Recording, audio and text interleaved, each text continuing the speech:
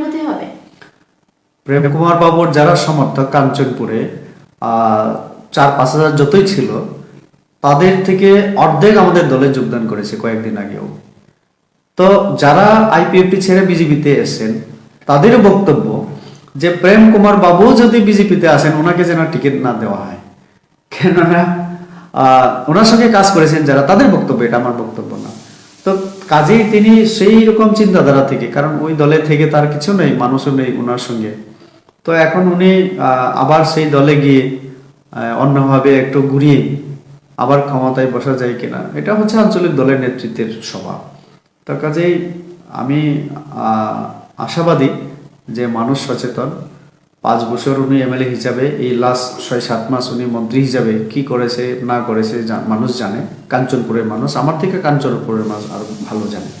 তো কাজেই এরকম আঞ্চলিক দলের নেতৃত্বরা এরকমই করবে, এই মাথাও সেটাই করবে আগামী দিনে। তার জন্যই তারা বলছে যে আঞ্চলিক দল কোনোদিন স্থায়ী হতে পারে না।